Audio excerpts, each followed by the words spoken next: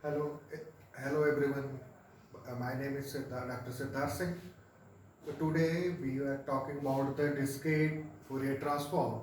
First of all, you start with the basic introduction about the Fourier transform and the discrete time Fourier transform. The Fourier transform is applicable for the periodic signals, and it is applicable for the continuous time signals. And here you talk about the discrete time Fourier transform. Discrete time Fourier transform, simply it is also applicable for the discrete time signals, and the spectrum of a discrete time Fourier transform is the continuous function, continuous variable. Here the simple formula for the discrete time Fourier transform, this can be also written in this form.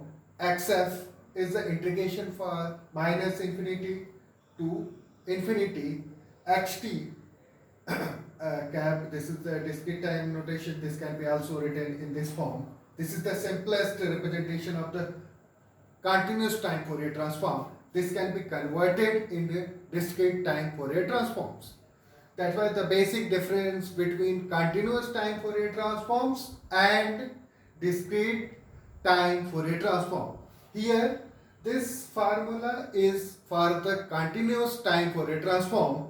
Here, the basic difference is the integration notation, because this continuous time Fourier transform is applicable for the continuous time signal. Here this can be represented by the integration sign, minus infinity to plus infinity xt. This can be represented as the continuous time signal, and e to the power 2 pi jft dt. And this can obtained frequency spectrum in the continuous nature, and this can be also represented in the discrete time Fourier transform. This is the TS, this is sampling interval. This continuous signal can be converted in the discrete time signal. That's why this can be written as a TS summation minus infinity to plus infinity xn e to the power j 2 pi f upon fs n. This is the frequency sampling of the given signal, and this formula can be changed in discrete time Fourier transform. The basic difference between the discrete time Fourier transform and this continuous time Fourier transform is that here this is the integration sign, and this can be applicable for the continuous time signals, and this can be applicable for the discrete time signals. And similarity between the discrete time Fourier transform and discrete time Fourier transform is that the frequency spectrum is a continuous function, and this drawback can be overcome by discrete Fourier transform. This can be written in this. This can be also detailed definitions, and the limitation can be discussed in this formula. This is the also representation of discrete time Fourier transform. Here the limit can be also minus infinity to plus infinity summation xn e to the power jkn. Many books can be written in this form, and the k, small k, is varies from 0 to n minus 1, where n is the number of samples points, and this x cap is a periodic with a period of 1, and this is the periodic nature. That means the spectrum is a periodic, means after a period this spectrum can be repeated. And the condition for the reconstruction of from the DFT signals, also called the DTFT, this can be also represented in this formula. And then we talk about the discrete Fourier transform. This formula can be also written here. This is the representation of a discrete Fourier transform. Means discrete Fourier transform means it is also applicable to finite length sequence. Means the length is fixed. Here the n number of sample point can be given. Then you find out the discrete Fourier transform of a given sequence, finite length sequence. This formula can be changed from n is equal to 0, n minus 1, and xn e to the power j 2 power k by n. This is the formula for the discrete Fourier transform. And here this is formula for the discrete time Fourier transform. Here this can be used for the finite length, means this limit can be changed, lower limit can be changed 0 to n minus 1. And one more change in this formula, this can be also the inverse discrete Fourier transform formula is also a finite spectrum, and this can be also represented by summation sign, and this can be represented 1 by n summation k is equal to n minus 1 xk e to the power j kn. Here in this discrete time Fourier transform, here this can be also represented in the integration sign, because the spectrum of discrete time Fourier transform is a continuous function. That's why this can be obtained by a finite integration formula. This is the basic difference between discrete time Fourier transform and discrete Fourier transform. And then you start with the basic property of the Fourier transform, discrete Fourier transform, talking about the discrete Fourier transform and the application of the discrete Fourier transform. First of all, we have discussed about the basic properties and relation between the discrete Fourier transform, jet transform, and discrete time Fourier transform and discrete Fourier series. Simply, this is the example of a periodic signal representation. This can be also written in this form. This is the periodic condition, can be written in this form, and this can be expanded in this form. And here the periodic signals can be formed in the finite duration sequence, and this can be also written in the finite duration sequence, and this can be represented in the discrete Fourier transform formula. And the most important application of a discrete Fourier transform is applied for the filter designing aspects. Your DFT can be used for designing a filter that can be used for the specific applications, and simply you have suppose the given frequency response of the filters can be represented by HF. This is the frequency response, and by using a frequency sampling method of a filter designing consists as sampling HF at interval 1 by n, and then taking the inverse DF discrete Fourier transform gives a finite impulse filter to a length n, and this can be represented by the mathematical formula by Hn, Xn, multiplication by summation, and can be represented by this DFT methods. This is the most important application of the DFT for the designing of digital filters.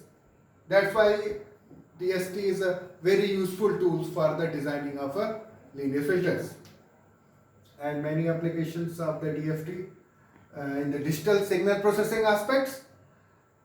And you have discussed about the basic property of discrete Fourier transform. The first property is the linearity property.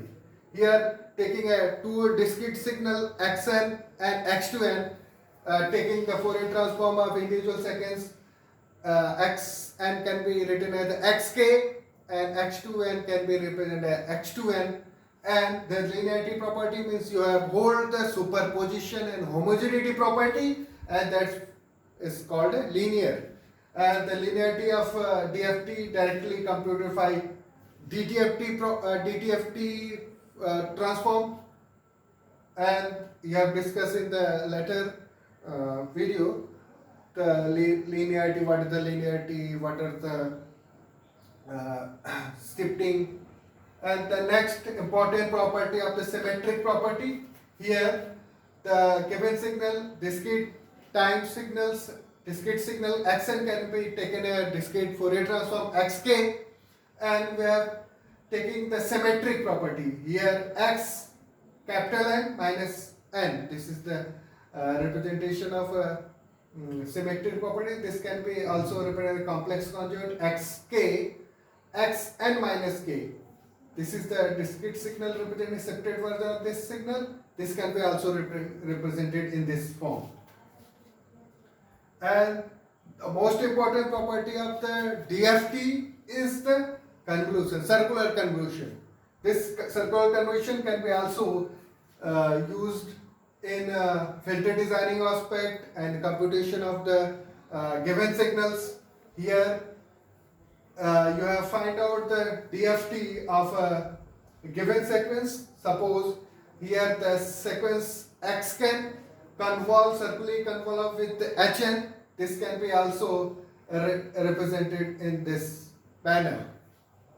The cyclic convolution of two periodic signal can be represented in this figure, and the definition of a cyclic convolution by using a DFT methods and taking a xn in a simple manner. You have written in this form. This is cyclic convolution of xn with hn, and you have find out the circular taking the individual DFT of xk and individual DFT of hk and taking the product of two individual sequences.